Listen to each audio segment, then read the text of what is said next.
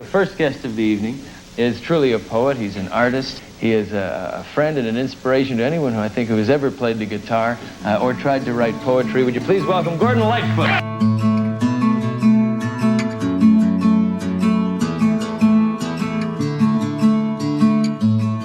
The dead leaves of autumn that cling so desperately must fly before the cold October winds.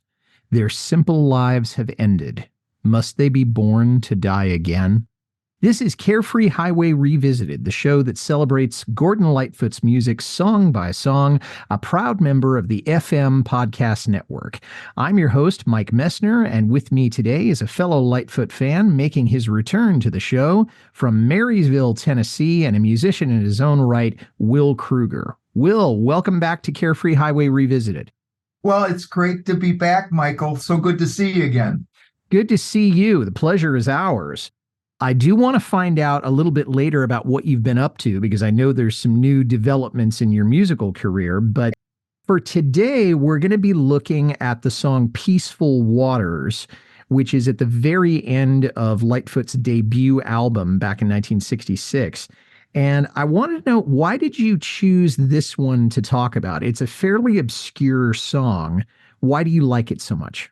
Well, that particular album, and I believe it was the very first album, Gordon Lightfoot album I bought, and probably because Early Morning Rain and Peter, Paul, and Mary, and how I got introduced to Gordon. But there were so many great songs, 16 Miles to Seven Lakes, Way Up Among the Pines. But I think it was the way that song started out. It actually started out as one song, and then it transformed almost into an entirely different song. And to me, that was very compelling. And the message, I think, even to this day, is very compelling. You mentioned the message, and I'm having a little bit of trouble with the message, frankly. And so that's something I know we'll talk about.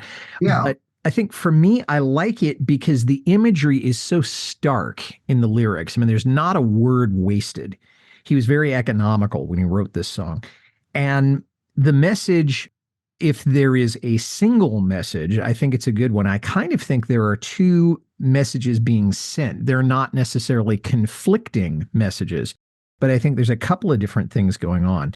Do you have any anecdotal material about the song or incidents where it played a particular role in your life? So that's a very profound question, Michael. Well, then give me a profound answer, that's Will. Smart. No. Anyway, I would say I like the way the riff was. And as I started learning that song, and I don't do it exactly like Gordon, but I do it similarly to that, I think just the time, that would have been what, 69? When did that album come out? 66. 66. Okay, well then, that was the beginning of the Vietnam War, and I think there was a lot of that messaging going on in the folk music genre at the time. And I think Gordon probably wrote it keeping that in mind. Paul Simon started writing those kinds of songs, all about the civil rights movement, all that was going on. And I think it was a timely song. But as I had mentioned before, I think it's just as valid today as it was then. It's just a really interesting melody, and I always like a good melody, and that song has all those attributes. I hear what you're saying, and it's an apt comparison between Simon and Dylan and Lightfoot, and certainly Dylan and Lightfoot had a rapport with each other and considered each other friends. I don't know if Simon had the same relationship or the same dynamic with Lightfoot. I think for me, the best setting, and I want to hear your take on this, but the best setting for me would be probably in the autumn, when you do see these leaves dying and falling and blowing away or floating away. And what a great comparison to life in general. I mean, that's the way he's kind of emphasizing changes that are going on, don't you think? I do, although I have to be very honest that there's another song on that same album called Changes, and I think it does an even better job than this one does. It was written by Phil Oakes, and it's far and away his best song. By my side, come as close as you are. I remember that. Yeah, Phil is another one that's not with us anymore, unfortunately, but That's a beautiful one. And clearly Lightfoot appreciated the sentiment. But again, for me, stationary rather than moving. So I couldn't listen to the song while I was driving and really have the same punch to it that it would if I was standing still or sitting still. Maybe in my backyard, either at the very end of summer before school has started or in the first couple of weeks of school when we haven't had the fall equinox yet, but you know that summer is almost over. Right. That would be the soundtrack for that particular moment for me. Where and what would be the situation where that song would be the soundtrack for you? All I could say, it was a long time ago. You're talking about when I just started playing guitar, which is actually around that same time. I started playing guitar in 1965.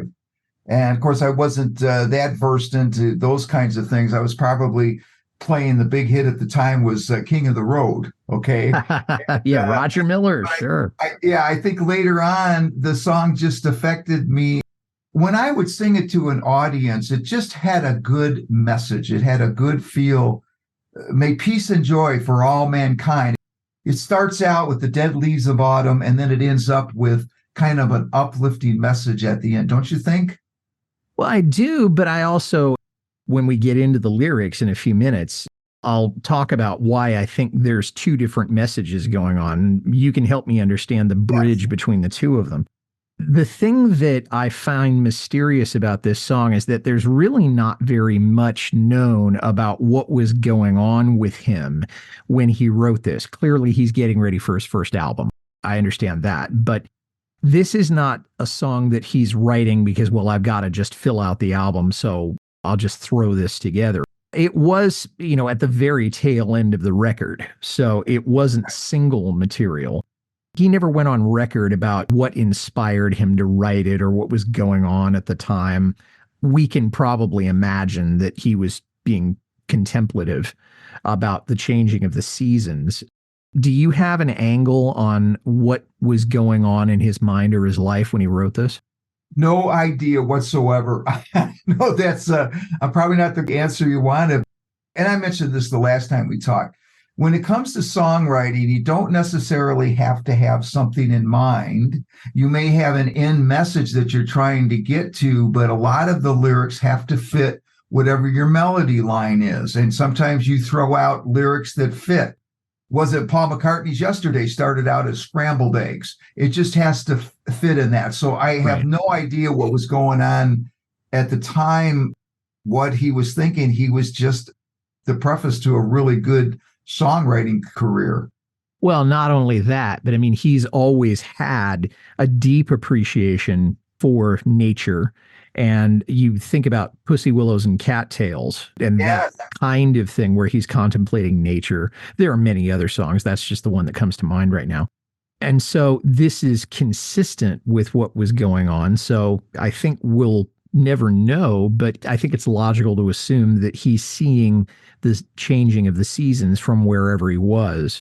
And yes, he's trying to fill in things based on the melody, and songwriting being a very particular form of writing where it has to be just so if it's going to make any musical sense, then it would make sense that he had that kind of structure.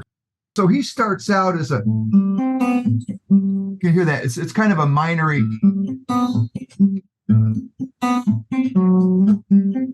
He's just got a very nice, and he's got a minor. Your simple life has ended. And then it goes into a major chord. And that's what I think intrigued me about the song, how it's two different songs. And early on, it taught me how to be a little bit more expressive in my songwriting and not just stay in the box, and nobody will say that Gordon Lightfoot's writing ever stayed in the box. Oh, goodness, no. We made a connection with Paul Simon and Dylan a little while ago, and there's another songwriter that had this same ability to take two songs that don't apparently seem to go together. Right. And that was Jim Croce.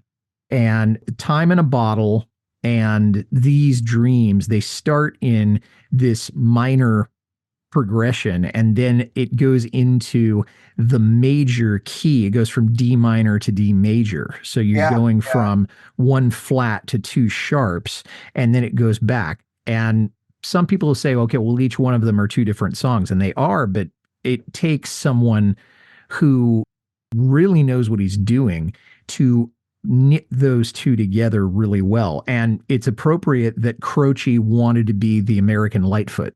Interesting. That's an interesting concept. I never thought about that. But yeah, at that time, everybody was kind of imitating each other to what was popular.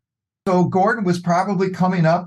He's looking to be sellable. He wants to get his music out there and be marketable. So he's adapting what's going on with the changes of the times.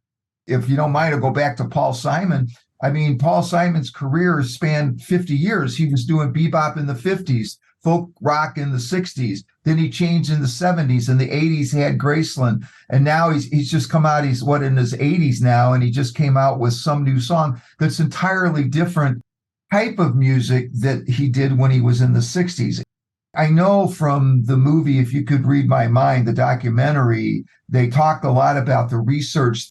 When he sat down to do a song, he studied things and he researched, and he had a really good musical background that he could adapt to do the kinds of things that he did.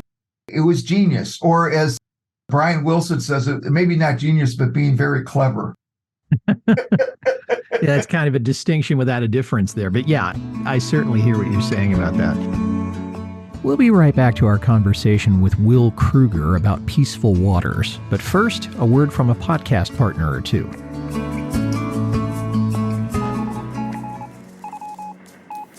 In 1942, when the world needed a hero to fight the forces of evil, a woman had the courage to step forward.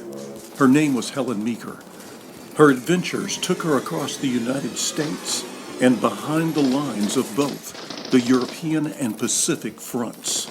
President Franklin Roosevelt trusted her judgment. Adolf Hitler put a price on her head.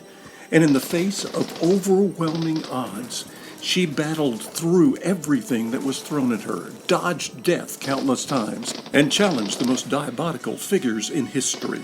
The star of more than 20 novels, Helen Meeker proved her grit and determination time and time again.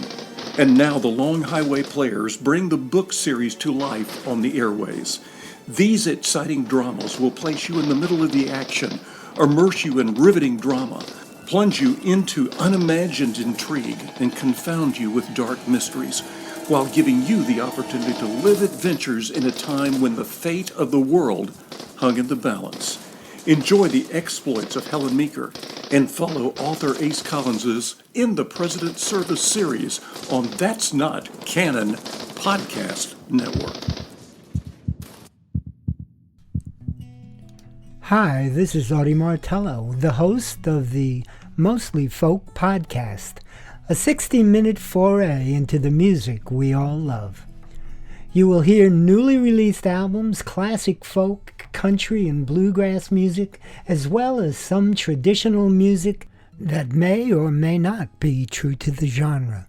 Sometimes irreverent, often opinionated, but always entertaining. You may even hear a radio magic trick every so often, as well as numerous interviews via Zoom and telephone with established as well as indie artists.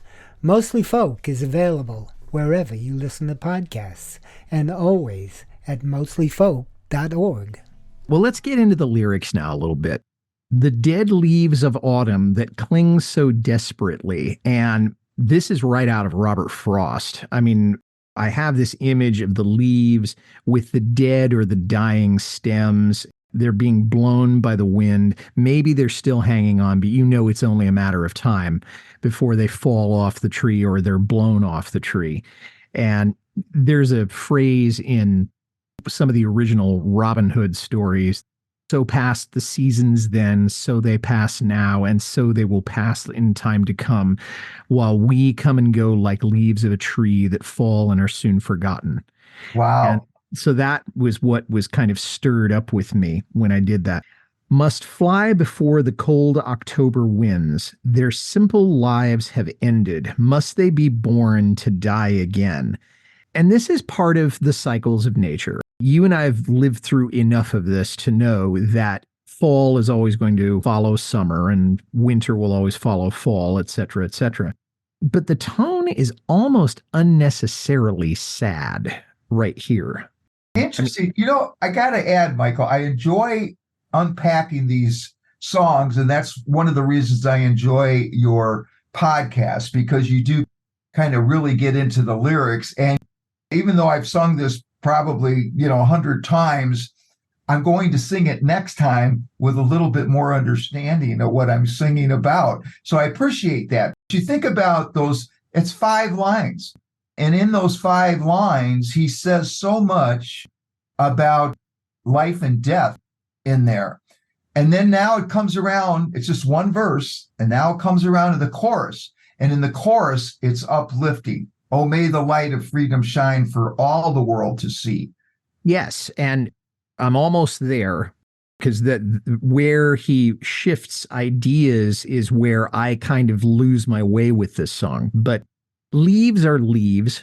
They don't have more than one life. And I don't think Gordon's making a deep ecological statement here. No, I mean, obviously he's a nature lover, but he's not saying something, well, respect Mother Earth. It's much more spiritual than that. But then he does go to, oh, may the light of freedom shine for all the world to see, and peace and joy to all mankind through all the years to be. Beautiful statement. Yes. What does it have to do with leaves? I mean, that's the thing that I don't get about this. If it's a statement about how short life is and that we need to find a place of peace and freedom during those short lives, that's fine. What does it have to do with dying leaves? That's where I got lost, and that's where I need your help. Oh, gosh, there's a technique in songwriting where you do opposites. And maybe that's what he's leading that off into these minor chords. And he's saying things are pretty rough. Things are not in a good state. He might have been talking about the Vietnam War or whatever was going on in his personal life too, which you can't discount. And then he brings in this hope. He changes to a major chord, and all of a sudden it's like the sun is up. It's a brand new day. Oh, may the light of freedom shine for all the world to see, and peace and joy for all mankind through all the years to be. And then he goes back to that. For soon the leaves will die and the long, hard wind will blow. May this world find a resting place where peaceful waters flow. Poetically, it's just beautiful. And then, of course, the way that chorus goes on, that particular melody that he found, it just works so well. To me, that gives an uplifting message, I think.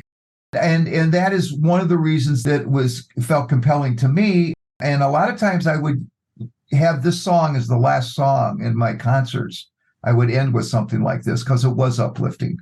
I think I know what you mean. And it certainly doesn't end sadly. It ends on a lyrical uplift and sort of a musical uplift. It's still, to me, and I haven't been an active songwriter for many years. And so for me, he might as well have started singing Take Me Out to the Ball Game. That it's these two things, they're both worth contemplating. They're both fine images, but I don't see the bridge between them. And so that's the problem I have as a non-songwriter with this. Maybe I'm trying to read it too much like an essay because that's Michael, what I get paid for. What you're saying is when you hear this song, it kind of gives you mixed feelings.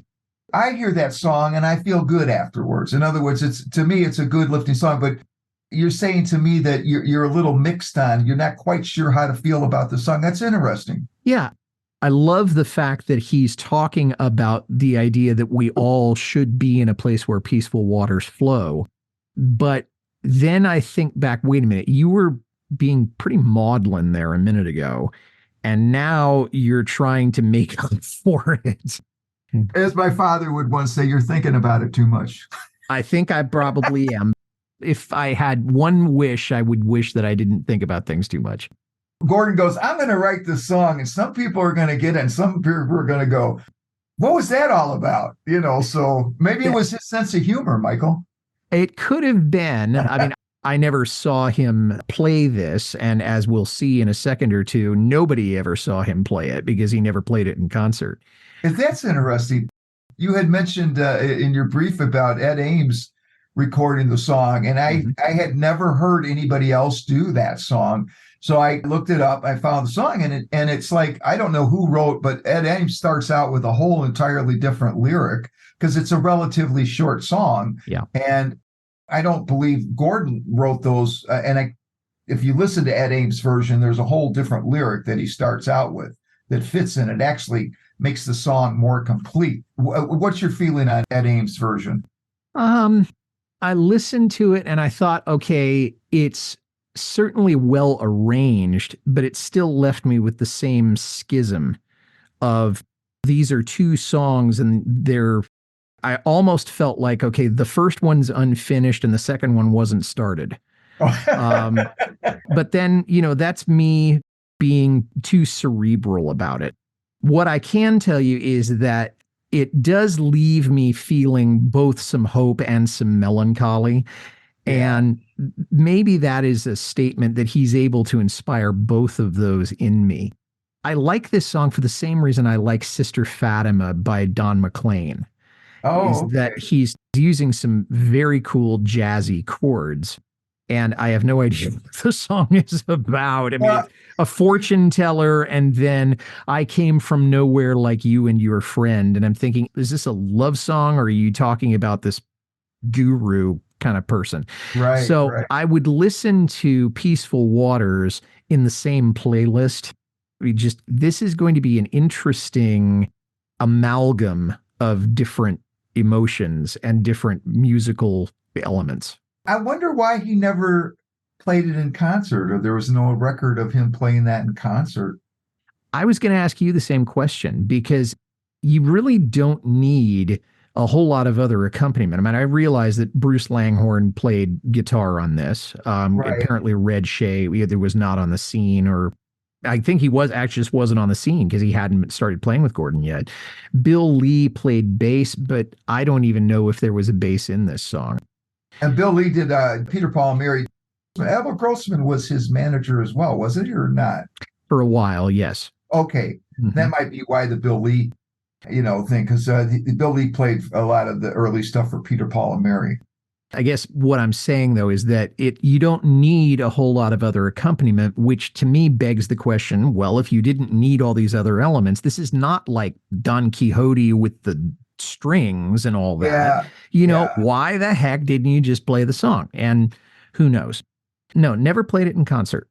But I will tell you this, Michael, every time I play it from this day on, I'm going to be thinking about what you're thinking about it. Oh, I hope I haven't ruined it for you, Will. If you're still getting peace from it, and if you're still using it as a closing to your sets, God love you. I might not now. Oh, man. Okay, well, all of you fans out there of Will's music, I apologize. We'll be right back to our conversation with Will Kruger about Peaceful Waters. But first, a word from a podcast partner or two.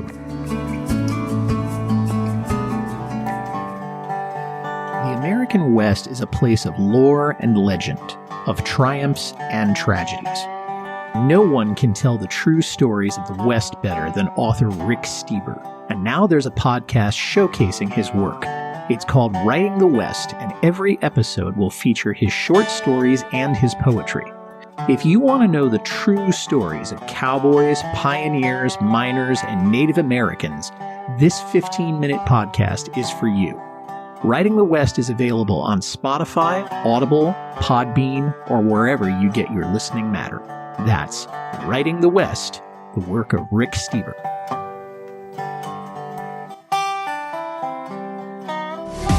Radio is so much different than it was in the 80s. We had it all. The music, the movies, the DJs, and morning shows. Back to the 80s Radio is a show from the 80s in podcast form. We bring the memories from that awesome decade back. Join Toscano and Chang every Friday as they take you on a ride back in time, sharing their experiences and laughs. Stop on by and discover some of the wacky things this crazy duo comes up with. They talk about it all, the good, the bad, and the ugly of the greatest decade. Don't miss the greatest 80s podcast in the world, Back to the 80s Radio.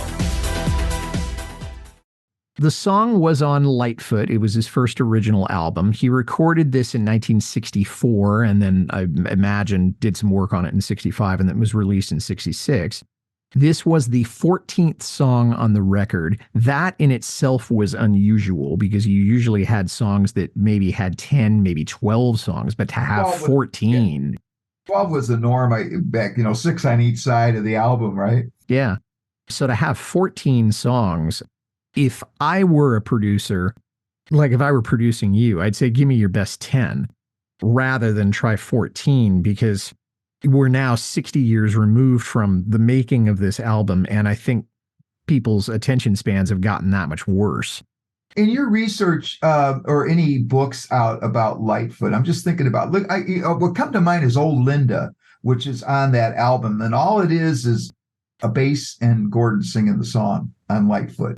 And it's a different type of song than any of the other ones he did. And I'd be interested, and when he got his record contract and they went through the songs that they were going to do. And I suppose at that time, Albert Grossman had some input into it, but it's interesting, the contrast between some of the songs that were on there. I haven't looked for the studio notes or anything like that of the different albums, although what I'm hoping to do towards the end of this series, that I will be, looking at albums as a whole rather than just songs. So I'm going to go through all the songs and then we'll look at the albums, my guests and I. But no, I haven't looked, but that doesn't mean they don't exist. The oral history part of it would probably be a little bit more difficult because I'm pretty sure that everybody who was involved with this album has since passed on. But you never know. I think my favorite musical aspect of this song is the syncopation that's going on, because you hear a couple of different rhythms happening between what Lightfoot is doing and what the second guitar, what Bruce Langhorne, who was a brilliant studio musician, was doing in this. I think that was my favorite part of this, even more than the chording, which is way out of the ordinary, but is also beautiful. Yeah. So what to you is your favorite musical aspect of it? Well, like I said, and I kind of did that earlier, he starts out with this nice little riff, and then he goes in from those minors to the major chord.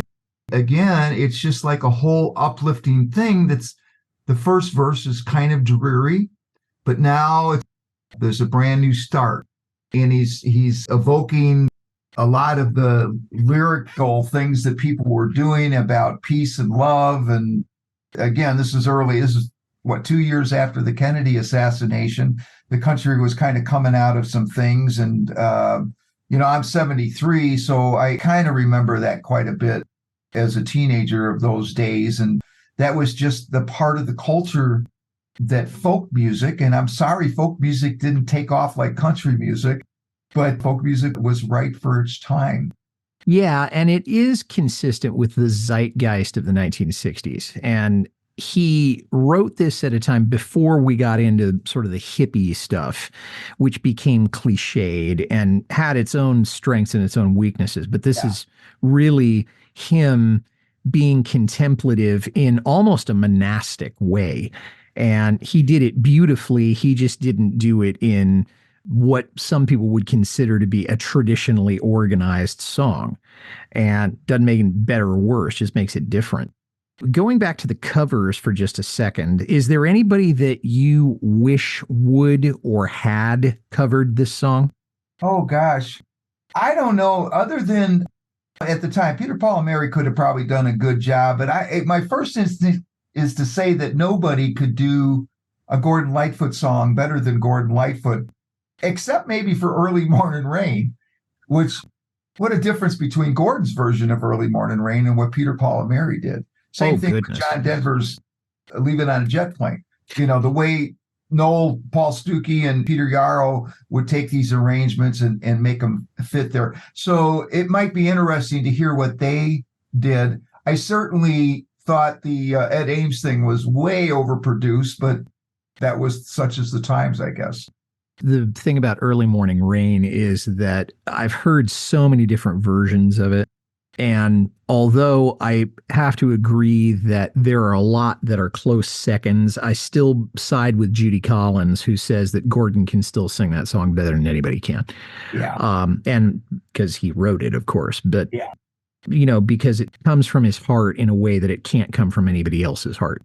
I would love to hear either Ed Sheeran try this, or again, Don McLean, if he sang other people's stuff. Now, Don McLean has really been out of the folk. Yeah, but I could hear him doing this song and probably doing justice to it. That's a good choice there. I could hear that. And he is much more in the country field these days, if he's still performing at all. And he hasn't really returned to folk music in a very long time. But if he still has the pipes, I would still like to hear him try this. But Ed Sheeran, I think, would be also a great one. So, Will, we did a quick run through on what is a very short song. I think it's only about 2 minutes and 40 seconds. So let's break away from that from just a second now. So tell us what you've been up to musically and what new projects you're working on.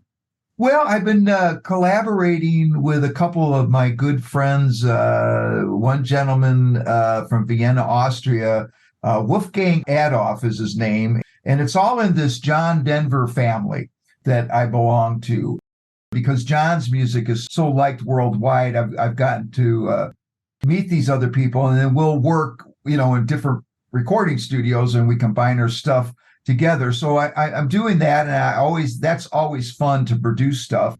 I'm focusing on assisted living places to play now too. Here's an interesting aspect. I was playing at this assisted living facility out in Bristol, Virginia, which is right on the border. It's about 2 hours from here. But I would play for the memory care unit, and then I would play for the assisted living care unit.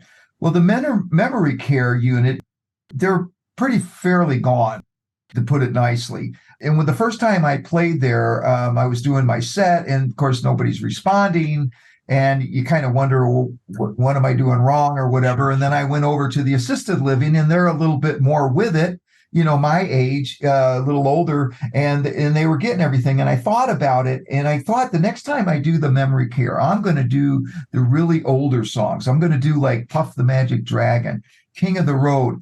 And Michael, you would not believe the response those people get, even though they're fairly out of it. That memory of that music of their heyday is still there. And it was quite a rewarding for me to feel like I was contributing to that. So I'm pursuing that a little bit more. I'm doing some places around here in Pigeon Forge and in the Townsend area around me, and of course in Maryville. And then I'm doing my John Denver tribute show again up in Fish Creek, Wisconsin, July 7th. And they've had me back there now 7 years in a row.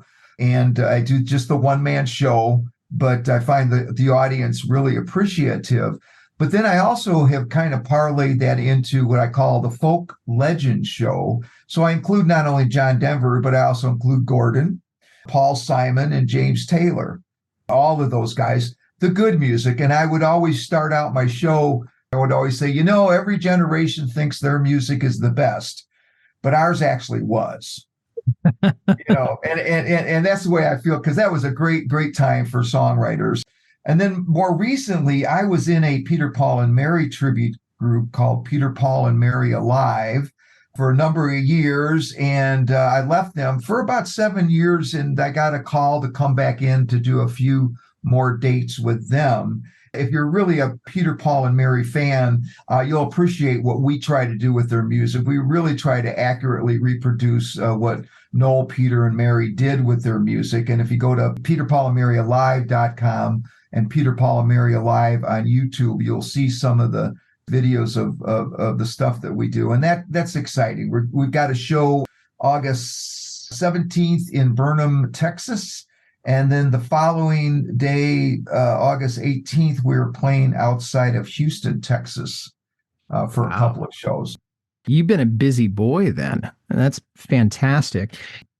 grew up with PPM, listened to their music as a college student, and since then, and then really wish I could have an hour to sit down and talk with Paul Stuckey, because seems like such a genuine guy in so many ways. Will Kruger, thank you so much. It's always a joy to sit and talk music with you. And I hope the rest of the year continues to be good to you. And please keep the music coming. Thank you, Michael. And right back at you, sir. And thanks for listening, everybody.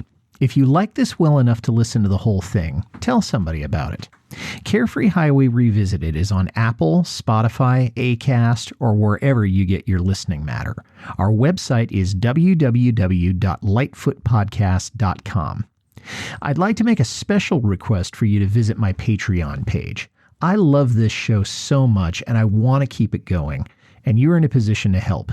Please head over to www.patreon.com/Carefree Highway Revisited. $1 or $2 a month is all I ask. You can reach me, Mike Messner, at teachermike72@gmail.com. Well, our next episode will feature my guest, Deb Radwan from Southern California. She's making, I think, her 7th appearance on the show, and she and I will be discussing Minstrel of the Dawn from the Sit Down Young Stranger album. That episode will be coming out in early May of 2024. Until then, for Will Kruger, this is Mike Messner reminding you, run for the roses, but don't forget to stop and smell them. We'll see you next time.